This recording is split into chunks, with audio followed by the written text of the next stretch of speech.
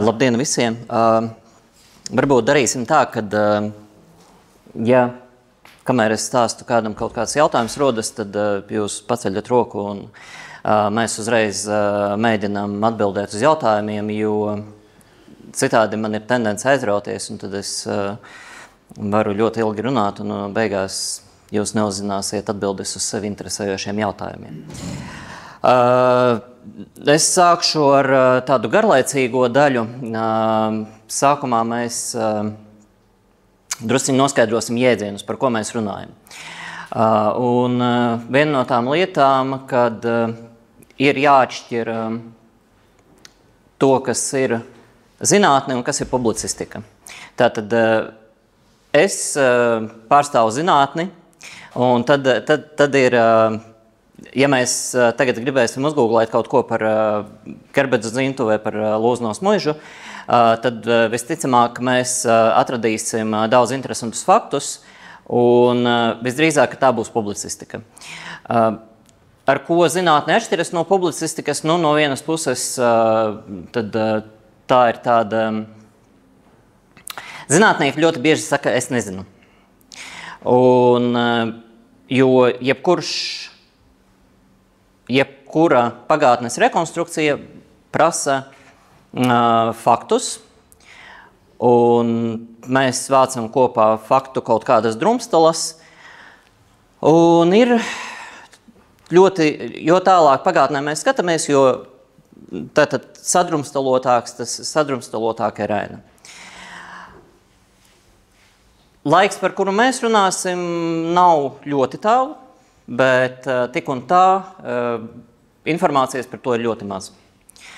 Un kāpēc es salīdzinu zinātni ar publicistiku? Tāpēc, ka tad, kad mēs lasām kaut kādu stāstu par Lūznos muižu, tad visbiežāk cilvēks ir paņēmis kaut kādus faktus, ko viņš kaut kur ir dzirdējis vai izlasījis, salicis kopā, un neveidojas stāsts, ok, mēs pieliekam kaut ko no sevis. Nākamais cilvēks paņem no iepriekšējā, un tad beigās mums izveidojas smuka Lūznos leģenda. Jā, tā ir viena lieta. Otra lieta, uzreiz atrunāsim, kas ir muiža. Muižas jēdziens, tā ir viena no lietām, kas ir mūsdienās diezgan pārprasta. Mēs parasti ar muižu saprotam māju, vai ne? Muiža tā ir māja, pils. Patiesībā tā nav. Pareizāk būtu muižas... Jā, mēs to varam saukt par kungu māju, vai mēs varam to saukt par administratīvo ēku, ja kungi tur nedzīvo, pats īpašnieks tur nedzīvo. Muiža tā ir... mūsdienu tādās analoģijās runājot, muiža tas ir bizness, tā ir zemnieku saimniecība. Tātad muiža ietver kungu māju, kalpu mājas, staļļus, smēdes, krogu, dzirnavas, zemes un tā tālāk. Un ieskaitot līdz noteiktam laikam arī dzimcilvēkus. Tātad muiža tas ir liels kaut kāds apjoms bizness. Ja? Mūsdienās tas ir bizness. Un tad, kad mēs sakam muižnieks, muižnieks tas ir biznesmenis, tas ir cilvēks, kurš ar šo te savu īpašumu pelna naudu. Ja mēs domāsim tādās kategorijās, tad ir vieglāk saprast, kā tas viss darbojas. Un vēl viens jēdziens, ko daudz ir dzirdējuši, bet varbūt līdz galam ir saprotams, tad ir pusmuiža, un otrs nosaukums pusmuiža ir foļvarka, tad to varētu teikt, ka tā ir tāda kā filiāle. Ja? Tātad ir muiža, un tad ir muižai filiāle citā vietā, kas ir foļvarka vai pusmuiža. Tātad piederoša saimniecība, kura pieder lielākai saimniecībai. Vēl viens moments, arī drusciņi mulsinošs, Lūznavas sakarā mums ir zosna, kas tātad viena zosna mums ir Zosnā, un otra zosna mums ir Vedzosnā. Un ja mēs skatāmies kaut kādu drusciņu vecāku tekstu vai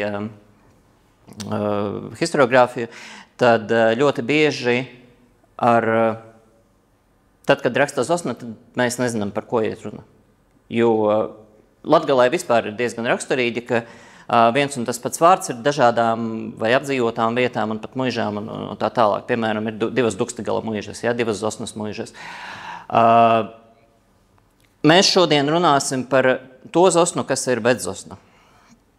Tad, kad es teikšu Zosna, tad ja es neatrunāju savādāk, tad tā ir Vecdzosna. Jo tas ir tas, kā viņa saucas. Un tad vēl viena lieta, kas ir, tātad mums ir 2 Zosnas, mums ir 2 Staņislavi Kerbedzi. Tā ir vēl viena milzinoša lieta.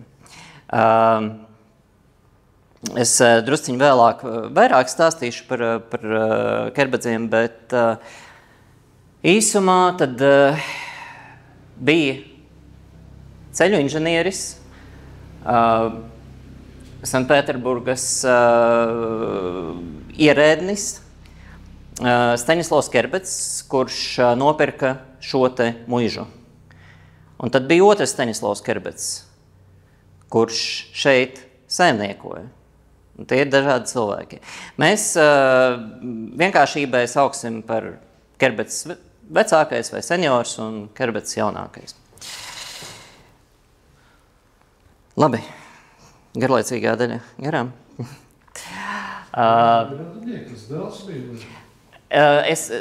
Viņi bija radinieki, es drusciņi izstāstīšu, jā. Tātad, ko mēs zinām par Lūznavas muižu kā tādu, par šo teritoriju? Tātad, senākās ziņas, kas mums ir par šo teritoriju, vairāk mazāk ir saistītas ar 1546. gadu. Tātad 1546. gadā mums ir ziņas par to, ka pastāv vecā Dukstigala muiža, kas sastāv no Melnā Dukstigala, Čornejas. Ja ir jautājumi, no kurienes vārds Čorneja, tad Čorneja jau 1546. gadā ir Čorneja. Žogoti, Zosna, Kornelina un Rosice. Un tās ir saimniecības, kas ir vecās Dukstigala muižas ietvaros. Tajā laikā geogrāfiski Lūznava varēja atrasties Zosnas muižas teritorijā, jo tajā laikā tās muižas viņas ir milzīgas. Un 1772. gadā, tad, kad Latgale tiek pievienota Krievijai, tiek veikta tautas skaitīšana, un mēs zinām, ka šeit apmēram, tātad mums ir arī no tā laika karte, un šajā vietā ir iezīmēta Laizāni. Šeit ir iezīmēta Laizāni, un Laizānos tajā laikā dzīvo tātad Laizāni, Rancāni, Dikaļi, Gudeļi, Zeiļas, Skutāni, Vonogi, Mihēlovi, Žarkeviči. Kopā bija 15 saimniecības, un kopā šeit dzīvoja 173 cilvēki. Tātad tā teritorija, protams, bija lielāka nekā viens šis te ciems, bet, jebkurā gadījumā tāda vieta diezgan apdzīvota. Bet uz to brīdi mēs nezinām, kam īsti, kam īsti šie cilvēki pieder, jo tajā laikā skaidrs, ka visi cilvēki kādam pieder. 19. gadsimtā Laizāni pieder Špieļu muižai, un Špieļi uz kartas arī šodien ir, ja mēs braucam uz Zosnas pusi, apmēram kaut kādi 6 laikam kilometri. Es nezinu, vai es pareizi rādu uz Zosnas pusi, man ir... Okay. Labi, ok. Jā, tātad tā ir Špieļu muižas teritorija, kur 19. gadsimta vidū Špieļu muižas muižnieks Henriks Dlužņevskis izveidoja muižas pusmuižu. Tātad bija Špieļu muiža, izveidojās pusmuiža, ko nosauca par Laizānu pusmuižu. Tā viņa arī saucas tajā brīdī. Un 1860. gadā šeit notiek muižniekus atcelšanās. Mēs nezinām, vai uz to brīdi jau tā ir patstāvīga muiža, vai tā joprojām ir pusmuiža, bet šeit notiek zemniekus atcelšanās, kura tiek apspiesta.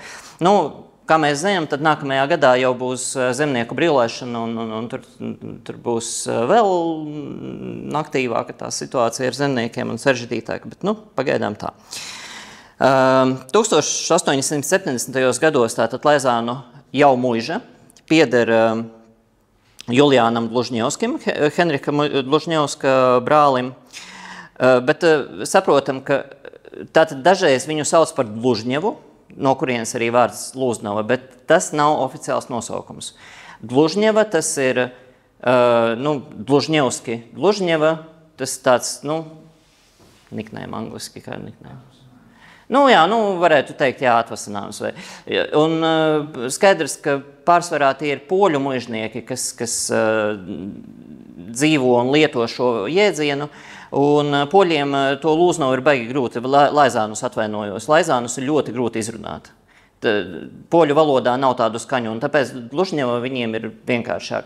Un ja mēs patinām filmu uz priekšu, tad 1920. gados, tad, kad Lūznavas muiža tiek nacionalizēta, tad tas oficiālais nosaukums joprojām ir Laizānu muiža. Un šī te Dlužņeva, viņa kaut kur ir saglabājusies un viņa ir aizgājusi kaut kur paralēli un kaut kurā brīdī viņa ir aizstājusi šos te Laizānus, bet muižas laikā muiža saucās Laizānu muiža, nevis Dlužņeva. Dlužņeva tas ir tikai poļu avotos un pie tam arī diezgan bieži iekavāts viņi pieraksta Laizānu. Tātad 1873. un 74. gadā šie brāļi Dlužņevi abi ir nonākuši diezgan lielās finansiālās grūtībās. Mēs īsti nezinām, kas tas ir. Tas varēja būt jebkas, tās var būt azartspēles, tas var būt kaut kādas augļošanas rezultātā radušies. Tas var būt jebkas, jā, bet tas parāds ir ļoti liels. Un viņi netiek galā ar parādu, kā rezultātā valsts, tātad Krievijas impērija, atņem viņiem muižas un izliek uz izsoli. Un pirmā tiek izsolīta Špieļu muiža un Zosnas muiža. Šīs te muižas tiek pārdotas, bet iegūtā summa joprojām nenosedz to summu, ko viņi ir parādā valstī. Un 1875. gadā tiek atņemta arī Laizānu muiža, kura jau uz to brīdi ir pastāvīga muiža. Un arī izlikta izsolē. Un tajā brīdī muiža sastāv no dzīvojamām saimniecības ēkām, augļu dārza, angļu parka, kroga, ķieģeļu, cepļa, vairākām sādžām, tātad, vairāk ciemi. Aramzemēm, pļavām, mežiem un purviem kopā 680 hektāri. Izsole notiek 875. gada beigās, un tātad lielākais solītājs, lielākajiem solītājiem 15 dienu laikā ir jānomaksā visa summa. Un viņš to neizdara. Viņš ir iemaksājis tā kā priekšapmaksu kaut kādu 2000 rubļus. Bet viņš nevar izpirkt, un tāpēc aiziet nākamajam solītājam. Nākamais solītājs ir Staņislavs Kerbets, kas ir uz to brīdi Pēterburgā, ceļu inženieris, un tas, ko mēs netieši varam minēt, ka viņš jau ir nopircis Zosnas muižu. Tātad iepriekšējā izsolē bija Zosnas muiža. Zosnas muiža mēs zinām, ka no 74. gada pieder Staņislavam Kerbecam. Tad acīm redzot, mums nav dokumentu par Zosnas iegādi, bet acīm redzot, Kerbets ir nopircis arī Zosnu. Veczosnu, jā. Tātad es atgādināšu, ka es runāju par Veczosnu. Lūk, tātad Kerbedzam tiek piedāvāts nopirkt Lūznavu. Ja jūs lasīsiet kaut kur informāciju, tad parasti figurē 80 000 rubļi, kas ir tāda summa nebija. Summa bija ap 20 000 rubļu. 80 000 rubļi, tas jau ir ļoti svarīgs īpašums, liels īpašums būtu. Un kaut kurā brīdī Kerbets šo te savu Zosnas muižu pakļauja Lūznavas muižai. Tātad par centrālo muižu tiek paņemta Lūznavas muiža, un Zosnas muiža jau ir kā filiāle. Ja? Tātad jau vairs nav atsevišķa muiža, jo es iepriekš teicu, ka muižas tātad ir, tā ir saimniecība, tas ir bizness, un cilvēki pērk muižas tāpat kā šodien cilvēki, kuri var atļauties pērk biznesus.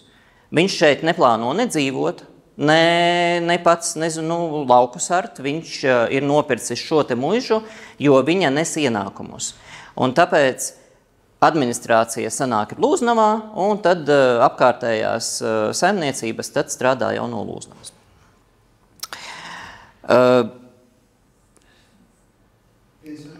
Šobrīd jau muiža izskatās tā kā tagad? Nē. Jā, tajā laikā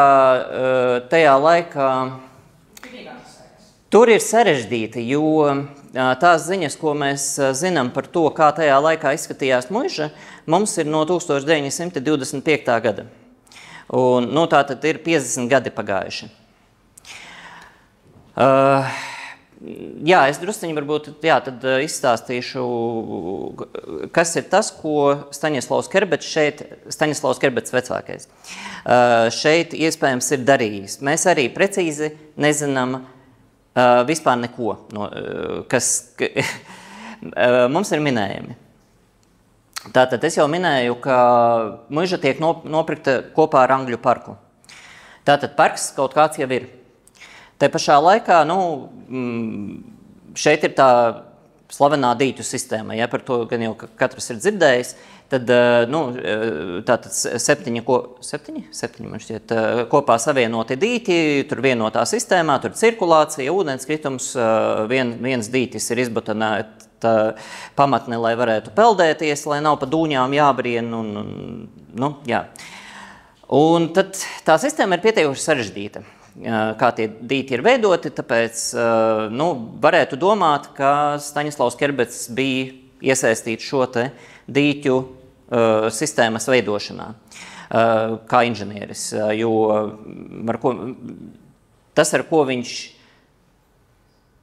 kļuva par vienu no Polijā šodien joprojām diezgan zināmiem cilvēkiem, bija tiltu un ūdens, kā to nosaukt, ūdens infrastruktūras objekti, jā. Tātad diezgan sarežģītas inženiertehniskas būves, un tā ir viena no lietām, ko viņš varēja darīt, bet es domāju, ka iespējams, ka parka ierīkošanā viņš arī ir piedalījies, jo mēs zinām, ka Kerbets piedalījās, kā saucās uz Preļiem braucot, Geļanovas parka. Tātad Kerbets ir ierīkojis Geļanovas parku. Viņam esot bijis hobijs ierīkot parkus, tāpēc, ja šeit ir tas izcilais parks, varētu domāt, ka iespējams, ka viņš ir pielicis savu roku pie veidošanas.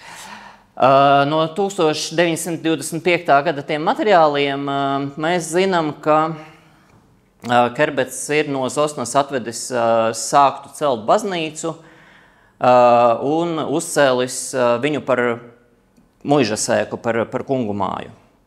Vai tā ir taisnība, vai tā nav taisnība, mēs to nevaram zināt, jo tas ir tas, ko cilvēki stāsta pēc 50 gadiem, un mēs zinām, kā darbojas cilvēku atmiņa. Viens vienam kaut ko pateica, otrs otram, un tā kaut kāda ķēdīte, kur beigās jau ir diezgan interesanta informācija. Iespējams, ka tā, iespējams, ka nē, bet šis te baznīcu naratīvs, viņš figurē arī tālāk, jo, piemēram, Stallis, tātad Stallis arī esot sākta būvēt baznīca, sāka būvēt baznīcu, baznīcu neuzbūvēja, uzbūvēja Stalli. Arī tas ir tas, ko 25. gadā mums cilvēki vietējie stāsta. Vai tas tā bija? Mēs nezinām. Bet, tas, ka baznīca, tas tā drusciņā aizdomīgi, ja? Tā. Varbūt. Bet jebkurā gadījumā, jā, tā Baltā pils, tā saucamā Baltā pils koka, kura šodien, diemžēl, nav saglabājusies vairs, tā tika uzcelta Kerbedzu laikā. kā šī te administrācija sēka. Un, mēs nezinām, vai Staņislavs Kerbedz šeit brauca, vai viņš šeit dzīvoja. Var pieņemt, ka varbūt brauca, bet mēs to nezinām.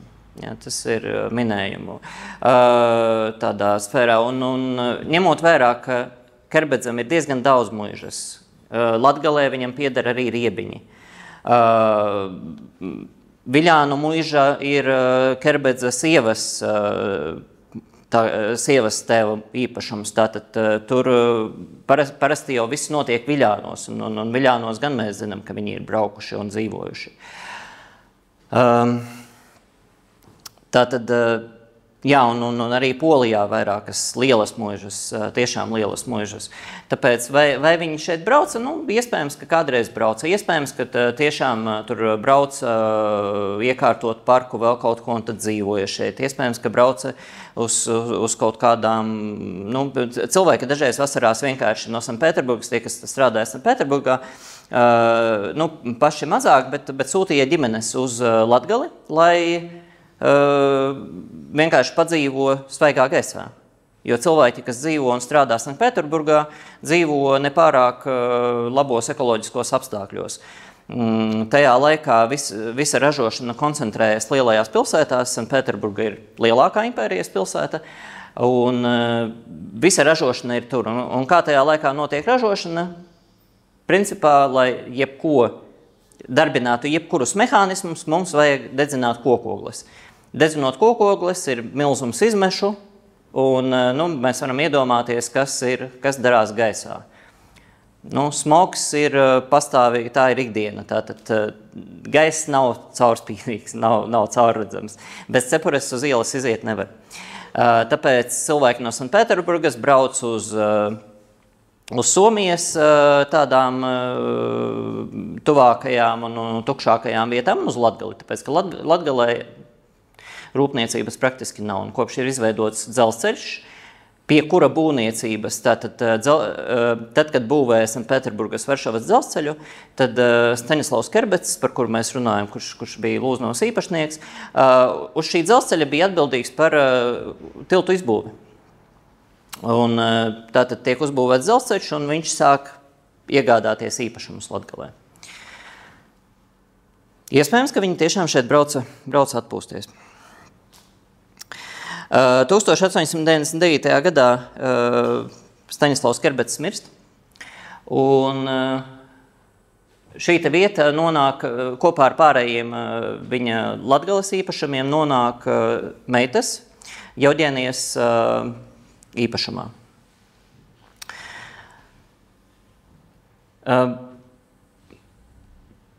Jauģēnija bija sava laika ļoti izglītota sieviete. Krievijas impērijā sievietes izglītību, augstāko izglītību dabūt nevarēja, bet Jauģēnijai bija izdevies tikt uz Stokholmu, mācīties pie vienas no tajā laikā zināmākajām Krievu, bet Stokholmā strādājošajām matemātiķiem.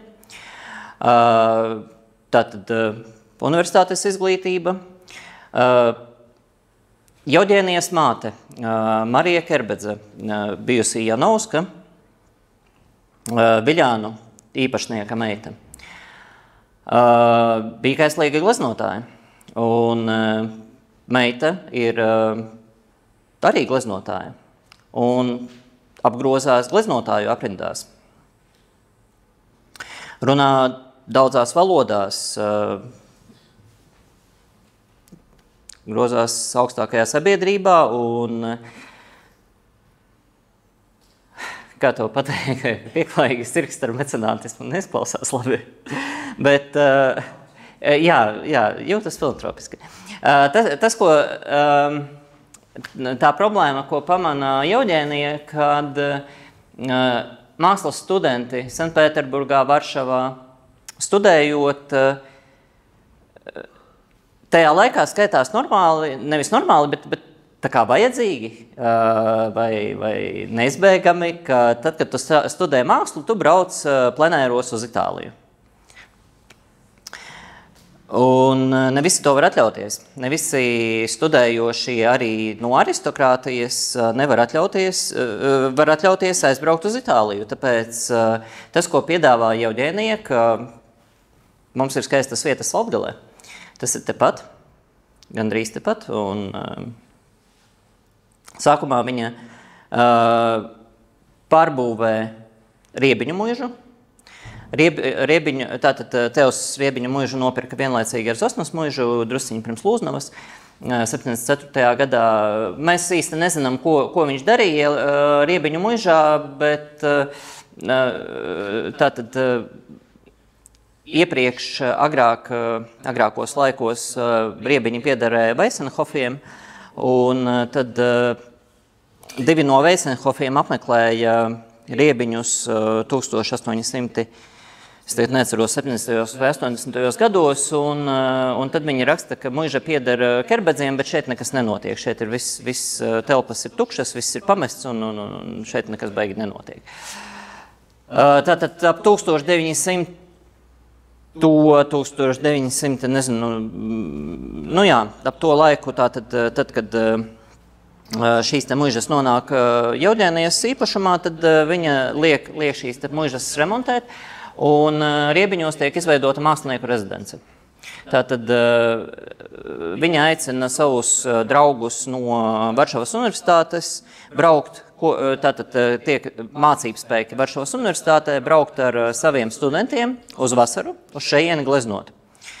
Un mēs zinām diezgan daudz, teiksim, Latvijas mērogā mums šie mākslinieku vārdi varbūt neko baigi daudz nesaka, bet Polijā viņus zina, un viņus var apskatīt, viņu darbus var apskatīt muzejos.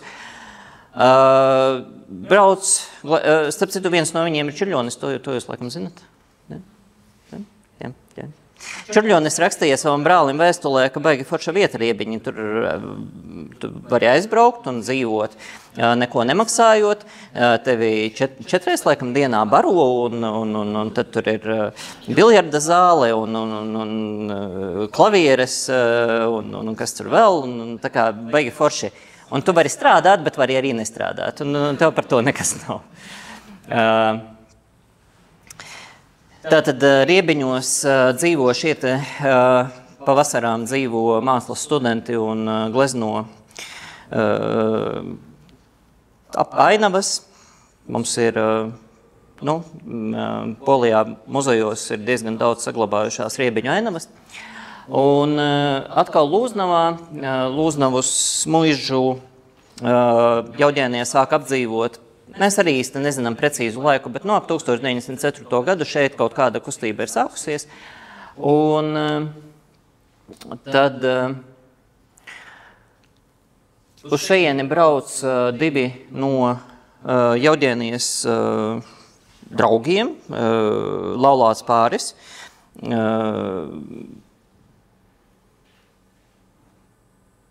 Aizmirsu uzvārdu pēkšņi. Tā. Riebiņos bija Šažanovskis, un šeit bija Konrāds un Jūlija Stabrovski. Paldies! Jā, tātad telniece Jūlija Stabrovska un viņas vīrs Kazimirs Stabrovskis, kas pavasarām ir ierīkojuši Lūznavā darbnīcu, un pavasarām šeit brauc un strādā. Kazimirs Stabrovskis ir diezgan zināms, viņš bija Repina skolnieks savulaik, un viņš arī ir Čurļona skolotājs. Un šodien viņa darbus tā kā skata jau tādā simbolisma mākslas virziena aspektā. Viņš aizrāvās ar dažādām ezotēriskajām mācībām, bija dažādās gan antroposofiskajās, gan teosofiskajās šajās te grupās, un atkal sieva Jūlija bija telniece, un ja vīrs ļoti aktīvi izstādījās un bija tāds diezgan pazīstams mākslinieks, tad Jūlija izstādījās baigi maz, bet tad, kad viņas telniecības darbi parādījās kādās izstādēs, tad tie pelnīja diezgan labas atsauksmes, un parasti kritiķi rakstīja, ka tā ir ļoti drosmīga telniecība, ļoti savam laikam tāda, kas iet avangardā, bet neskaidru iemeslu dēļ Jūlija beigi nestādījās. Un tā nelēma ar Jūliju sanāca tāda, kad praktiski visi darbi, ko viņa radīja Lūznavā. Un šeit viņi stāvēja 1915. gadā, šeit viņi stāvēja visi sapakoti lielās kastēs, 15 kastes, pāri 100 darbiem, kuri bija sapakoti un gatavi vešanai uz Romu, kur tālāk, tātad ģipsī bija atlieti, kur tālāk viņus taisītu marmorā. Bet sākas Pirmais pasaules karš, un šeit Lūznavas šajā te pilī mēs gan stāstījumā vēl netikām līdz viņas būvniecībai. Pārlicot. Jā, tātad šajā pilī viņi stāv, un šeit ir armijas štābs, un tas ģipsis, acīm redzot, viņai bija tie darbi, nezinu, vai interesanti, vai kāds bija iemesls, bet Zaldāti šos darbus iznīcināja pilnībā. Vai viņus izmantoja par mērķiem, vai viņus vienkārši daudzīja, kas bija tas, ko ar viņiem darīja, mēs nezinām, bet mēs zinām to, ka tad, kad 1919. 20. gadā, tad, kad atbrauc uz šejieni, tad visi Stabrovskas darbi ir smalkos putekļos, no viņiem nekas vispār nav palicis. Un viņai tas bija pietiekoši tāds liels trieciens, un pēc tam viņa pārstāja vispār nodarboties ar telniecību. Šodien no viņas darbiem ir saglabājušies divi pavisam nelieli darbiņi. Viens ir neliela podiņš, krāsnes podiņš, tātad flīzīte, un otra neliela vāzīte. Bet, jā, un pēdējais viņas lielais darbs 56. man šķiet gadā gāja bojā. Viņš bija tātad Polijas Nacionālajā muzejā. Un viņu transportējot, tas arī bija ģipsī, un transportējot, tad velkot iekšā mašīnā lūza šīs te sliedes, un viņš beidzās.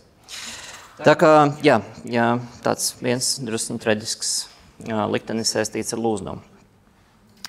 Bet, jā, tātad sākot ar šo te 1904. gadu, Jevģēnija Kerbedza vasarās sāk darboties Lūznavā.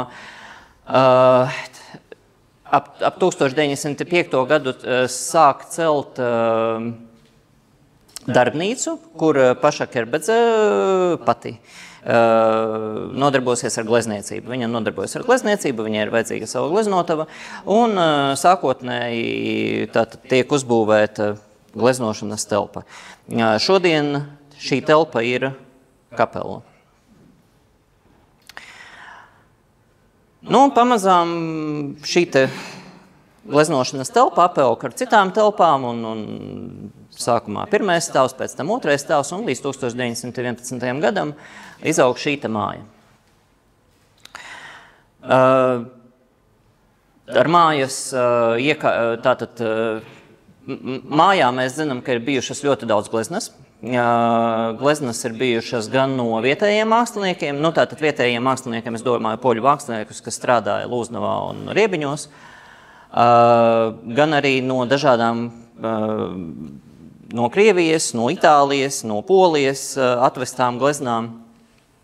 Un, tā kolekcija Jevģēnijai Kerbedzei ir bijušas diezgan liela, jo viņa ir iekļauta arī vienā no Polijas lielāko kolekciju sarakstiem. Tātad Lūznavas muža ir kā viena no lielākajām, ne lielākajām, bet lielajām Polijas kolekcijām, kur ir minēti mākslas darbi, senlietas un bibliotēka.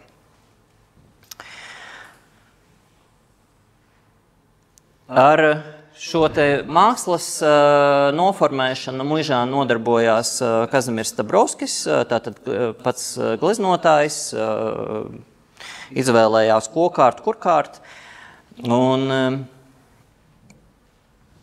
jā, pamazām tātad muža tika iekārtota, nu jā, bez gleznām tātad bija arī daudz dažāda stāvmāksla un skulptūras, senlietas un tā tālāk.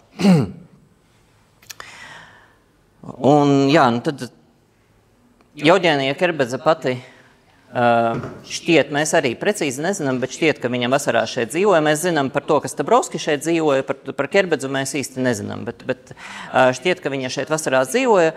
Ziemā viņa dzīvoja Romā.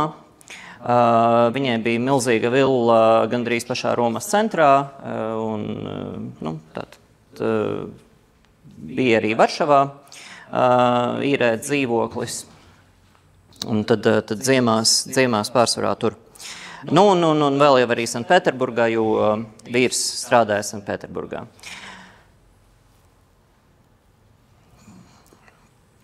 Tad pirms mēs pārējām pie otrā pasaules kara, es mazliet izstāstīšu par pašiem Kerbedziem. Tātad, nu, par veco Kerbedzu es jau pateicu. Tātad Staņislavs Kerbedz, kurš nopirka šo te muižu, nāca no lietuviešu zemēm poļu muižniecības. Šodien mēs varam diskutēt, vai viņš bija lietuvietis vai polis, un tas ir diezgan bezjēdzīgs stāsts, jo nu, līdz 20. gadsimtam par tautībām runāt īsti sarežģīti, jo nu, viņi runāja poļu valodā, dzīvoja Lietuvas teritorijā. Kas viņi ir, lietuvieši vai poļi? Mēs nezinām. Nācijas ir 20. gadsimta stāsts. Bet tad viņš, literatūrā mēs bieži lasām, ka viņš nāk no nabadzīgas poļu aristokrātu ģimenes. Tas tā īsti nav. Nu, arī jautājums, ko mēs uzskatām par nabadzīgu. Bet Staņislavs ir pirmais, kurš aiziet par inženieri, aiziet mācīties Pēterburgas inženieru šajā ceļu institūtā. Pēc viņa arī brāļi aiziet studēt tajā pašā institūtā, un beigās arī viņa dēli turpat studēs, un brāļu dēli, un tad visa šī dinastija, liela daļa no vīriešiem būs inženieri. Staņislavam Kerbedzam bija brālis Ipolīts, kurš arī studēja šajā institūtā, un tad, kad Staņislavs Kerbedz būvēja tiltu Varšavā, kurš vēlāk bija nosaukts arī Kerbedza vārdā, kāpēc arī viens no iemesliem, kāpēc Kerbedzu šodien zina, tad lielākais tilts principā pirmais tilts pāri Vislai, viņš bija tas, kurš uzbūvēja šo tiltu. Tilts līdz šodienai, diemžēl, nav saglabājies, Otrajā pasaules karā gāja bojā, bet līdz Otrajam pasaules karam to sauca par Kerbedza tiltu. Un poļi to atceras. Bet tajā laikā, kad Kerbedz būvē šo tiltu, brālis Ipolīts strādā Kijevā, un kādā brīdī mirst, diezgan jauns, un viņam paliek bērni. Un vienu no bērniem vārdā Staņislavs. Mūsējais Staņislavs Kerbedz vecākais paņem kaudžu dēlu. Tātad Staņislavs Kerbedz jaunākais tagad būs, kas ir Ipolīta dēls. Viņš arī iet satiksmes ceļu šajā institūtā un arī kļūst par dzelzceļu inženieri.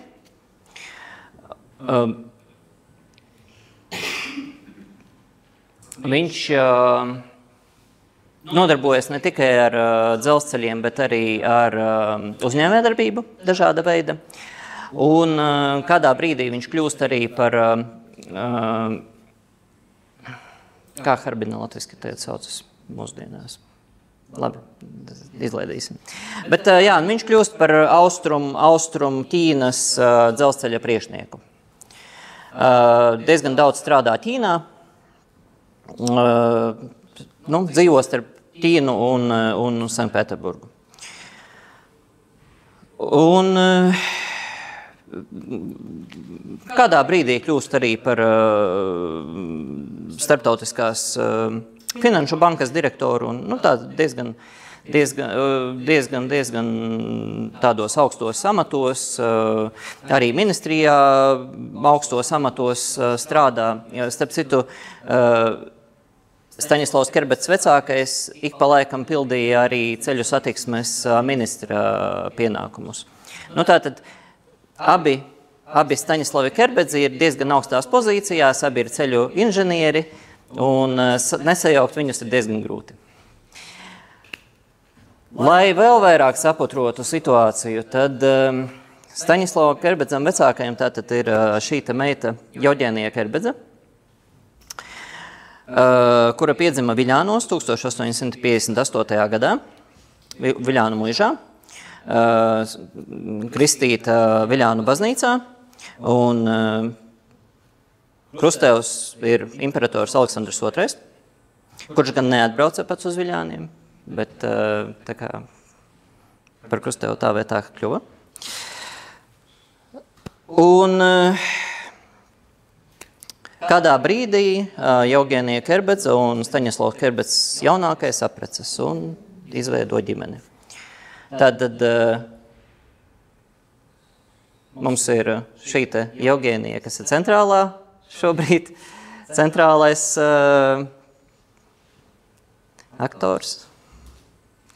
Un ir Staņislavs Kerbedz, kas ir tēvs, un Staņislavs Kerbedz, kas ir vīrs.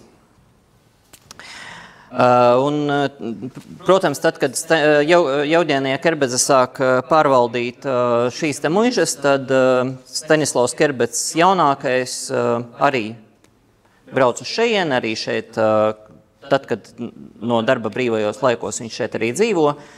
Un, mēs šodien vairākas reizes jau esam pieminējuši šo Kerbedza kabinetu, tad tautā ir saglabājies šis stāsts, ka tā, kas šodien ir kamīntelpa, ka tas bija Staņislava Kerbedza kabinets. Šī te Staņislava Kerbedza jaunākā, jo, ēka, kā jau es minēju, celta ir pēc tam, kad Staņislavs Kerbedz vecākais jau bija laiciņu kā miris. Bet tā skumjā lieta ir tāda, ka tad, kad šo te māju nobeidz, tad arī Staņislavs Kerbedz jaunākais ir miris. Abi Staņislavi atstāja Jauģēnijai milzīgus mantojumus, ko lielu daļu Jauģēnija iegulda labdarībā. Jauģēnija būvē Varšavā bibliotēkas korpusu,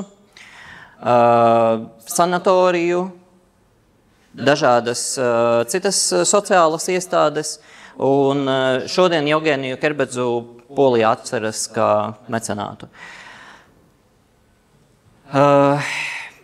Pēc Otrā pasaules kara mēs zinām, ka muižniekiem zemes atstāja 50 hektārus.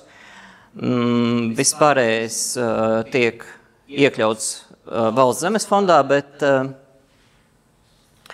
šeit arī īsti nav skaidrs, kādā veidā un kādā brīdī tas notika, bet 1923. gadā Lūznavā tiek izveidota Laizānu kurlmēmo skola, kad tās ēkas un viss, kādā veidā viņas ir atsavinātas, es neesmu atradis dokumentus. Un, tā kā kungu mājai pēc idejas bija jāpaliek vēl Jauģēnijas Kerbedzes īpašumā. Un 25. gadā, jau tad, kad šeit 2 gadus darbojas šī te kurlmēmo skola, pieminekļu valde rīko ekspedīciju, un viņi atbrauc uz šejieni, un šeit jau 2 gadus darbojas šī te kurlmēmo skola. Pirms tam šeit bija Krievu, sākumā tas bija cariskās Krievijas armijas štābs. Pēc tam šeit bija padomju saimniecība. Tie, kas gados vecāki, tie atceras tādu vārdi kā Fricis Roziņš, kas bija izkolata vadītājs un zemkopības komisārs, kurš šajā ēkā 19. gadā strādā un mirst. Kāpēc arī šim te, tad, kad tiek nodibināts tehnikums, tad iegūst Roziņa vārdu. Un tad, kad atbrauc šī te pieminekļu valdes tā ekspedīcija, tad skaidrs, ka baigi daudz šeit nekas vairs nav palicis no tiem mužniekiem. Ja? Un tad viņi aptaujā vietējos iedzīvotājus, viņi uzzina dažādus stāstus, kas vēlāk arī tika izmantoti šai te muižas vēstures rekonstrukcijai. Un tad, kad mēs tagad lasām par Lūznavas muižu, tad ļoti bieži šie te stāsti, viņi ir tā vai citādi nākuši no šīs te 25. gada ekspedīcijas. Un, tīri tā, gan no vēstures viedokļa, gan no loģikas viedokļa diezgan daudz, kas tur ir, tā, aizdomīgi. Protams, ka tajā laikā šie te naratīvi par to, ka mužnieki ir drausmīgi paverdzinājuši savus, tajā laikā jau tie sen vairs nav dzimtcilvēki, bet strādniekus, kā tur Eugēnija Kerbedza negribējusi nekad redzēt savā tuvumā netīros apskrandušos zemniekus un nodarbinājusi nabaga meitenes, griežot rozes asiņainām rokām un tā tālāk. Tā kā visi šie skaistie stāstīņi. Tas nav gluži viss no pieminekļu valdes, tas ir šis no tā, ko es tagad saku, tas ir arī no padomju laika, bet tas 25. gads, šie naratīvi, viņi arī parādās. Ko es vēl, tā man ir palikušas 10 minūtes, ko es varētu pastāstīt pēdējās 10 minūtēs, jā. Jā. Mēs īsti nezinām, tātad 25. gadā šajā te ekspedīcijā raksta, kad viņa plāno izvest saglabājušos kolekciju uz Itāliju, bet mēs nezinām, vai viņa to izdarīja, jo nekādus dokumentus es neesmu redzējis par to, vai tas ir noticis. Eugēnija Kerbedza nodzīvoja līdz, es varu kļūdīties, 1945. vai 46. gadam, dzīvoja Varšavā un Romā, nodarbojās ar mecenātismu lielāko dzīves daļu un atstāja arī ļoti lielu mantojumu, dažādām organizācijām aizgāja tā nauda, kas tā kā, jā. Pārsvarā tātad atbalstīja māksliniekus, jaunos māksliniekus un, jā, tātad sociālās dažādas aktivitātes lietas. Par statuju, jā. Tātad mums parkā ir Dievmātes statuja. Tā arī drusciņ tāda mītu apīta. Es domāju, ka varbūt ne visi zina, tā jau nav vairs oriģinālā. Tagad ir cita, kas atšķiras, viņa nav tāda pati, bet tas stāsts, tā leģenda ir tāda, ka Eugēnijas māte Marija savām meitām dāvināja no Itālijas vestas statujas Dievmātes, kuras nolikt savās muižās. Un, mēs nezinām par trešo meitu, bet, piemēram, viena no meitām, kam palika, es tagad neatceros, kas precīzi nosaukumi, Špeļu vai kaut kā līdzīgi Polijā muiža, tātad tur tiešām ir Dievmātes statuja, kura joprojām saglabājusies, un šeit tātad bija.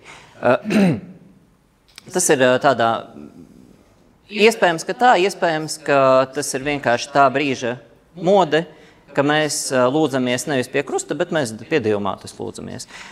Cilvēki tiešām, šādas Dievmātes statujas viņas ir bijušas Polijā, un pie viņām tiešām cilvēki nāca lūgties, tā kā pie mums krustcelēs pie Dievmātes. 25. gadā, tad, kad bija šī ekspedīcija, tad tas viens no stāstiem, ko vietēji iedzīvotāji stāstīja, ka Jūlija Stabrauska viņu veidoja. Bet es domāju, ka tas ir diezgan, tāds, diez vai tā ir bijis, jo stilistiski tas ir absolūti, Jūlija Stabrauska stādāja tādā ļoti tādā ekspresionistiskā manierē, viņa bija sava laika tēlniece, ja, kas uz to brīdi avangards. Un tā Dievmātes statuja, tas bija tāds foršs, itālisks, tāds varbūt drusciņu uz rokoko, tāds tas stils. Tāpēc, diez vai tas ir Jūlijas Stabrauskas, visdrīzāk tas ir visdrīzāk anonīma itāļu mākslinieka darbs. Bet, jā, to ir grūti teikt. Bet, jā, varbūt papildināšu par mītiem, ja vairs jautājumu nav. Oriģinālā tika nomesta dīķī padomju laikā. Cilvēki turpināja pie viņas lūgties, zaldāti pa viņu šāva, viņa bija sašauta, un tad Tautas frontes laikā viņu no dīķa izvilka, un tad kur viņa šobrīd glabājas, es nezinu. Grūti pateikt. Klāt nebiju, nezinu. Šī ir no 94. kaut kāda gada. Jā, bet tie mīti, tātad vēl viens mīts ir par to, ka šo te muižu projektēja Staņislavs Kerbets vecākais. Tas ir pilnīgi no mītu kategorijas, jo tas stils, tas kā ir celta šī te ēka, tas ir savam ļoti, ļoti sava laika ēka. Staņislavs Kerbets ir dzimis 1810. gadā. Uzprojektēt, pat pieņemot, ka viņš uzprojektēja un pēc viņa nāves uzcēla kaut ko tādu, tas ir diezgan absurds pieņēmums. Arī Staņislavs Kerbets jaunākais, bet tas ir arī no loģikas viedokļa nevajadzīgi. Un, ja mēs atceramies, labi. Kas un Kerbedza tiltiem ir izdzīvojis? Tātad par Kerbedza tiltiem tas ir vēl viens mīts. Jā, paldies, ka pajautājāt. Es gribēju pateikt, bet es īsti. Tātad par Kerbedza tiltiem. No Kerbedza tiltiem līdz mūsdienām pilnībā saglabājies nav neviens. Kerbedza tiltus mēs zinām, tātad bija tilts pāri Lugas upei, Krievijas teritorijā, uz Sanktpēterburgas Varšavas bet atvainojos līnijas. Tad bija tilts Ņevas tilts. Ņevas tilts bija nopostīts, bet Ņevas tilts ir atjaunots uz vecajiem pamatiem. Tātad pats tilts ir jauns, bet bāze ir vecā. Tad bija Varšavas tilts un iespējams, ka bija vēl kaut kādi mazāki tilti. Kas attiecas uz pārējiem Kerbedza tiltiem? Tātad Rēzeknē, parasti Rēzeknes un Daugavpils tiltu pieraksta Kerbedzam. Tas nav tā. Pirmām kārtām Rēzeknē tiltu... Es īsti neesmu atradis saknes, no kurienes aug mīts par to, ka Rēzekne šo te apgriezto tiltu, noteikti kāds zina, piedēvē Kerbedzam. Un arī to datējumu ir pievilkuši Kerbedza nāves gadam. Kerbedz nomira 1899. gadā, un to tiltu arī pieraksta 1899. gadā. Bet tilts ir celts 1902. gadā, un tas ir franču projekts.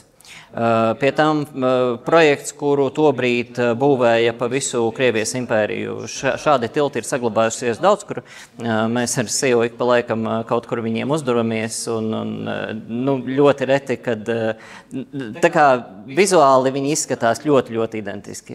Un nē, ar Kerbedzu viņiem nav nekāds sakars. Daugavpils tiltu arī dažreiz piedāvāja Kerbedzam, bet tas arī nav. Tas arī nav Kerbedz. Jā, tur Daugavpils tiltam bija izmantota tā pati kopņu sistēma, ko izgudroja Kerbedz. Tas jā, tā ir taisnība. Bet pats Kerbedz tur nav. Kerbedz bija atbildīgais kopumā par tiltiem, un tad tādus dokumentus viņš ir parakstījis, bet viņš nav viņus būvējis. Kas ir tāds cits ēkas, kas vēl ir saglabājušās? Viņš no ko laika mēs Es nezinu. Es sākumā teicu, ka es uz daudziem jautājumiem teikšu, nezinu. Nē, lielākā daļa no šīm ēkām ir pašas 19. gadsimta beigas un 20. gadsimta sākums. Jā.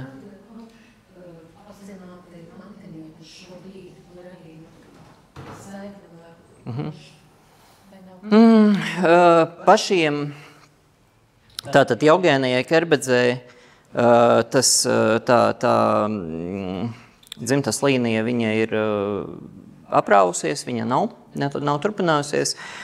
Viņas meita ir, un viņas meitas tātad pēcnācējas, kas šodien ir dzīvas, viņas dzīvo Itālijā.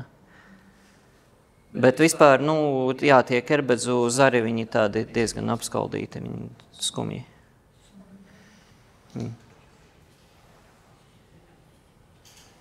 Es domāju, ka šajā ēkā paši Kerbedzi bija tikai 10 gadus, tur kā jūs Pat- 15.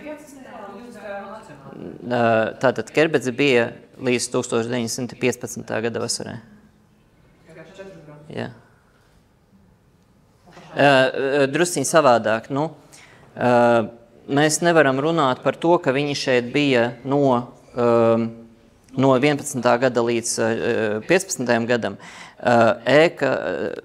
Ēku cēla pakāpeniski. Un tās telpas, kas ir uzbūvētas, tās tiek lietotas. Nav tā, ka viņu uzbūvē un tad pārgrieza lentīti un iegāja iekšā. Ēka tika izmantota tā kā paralēli celtniecībai. Bet jā, tas laiks viņš tiešām ir gaužām īss.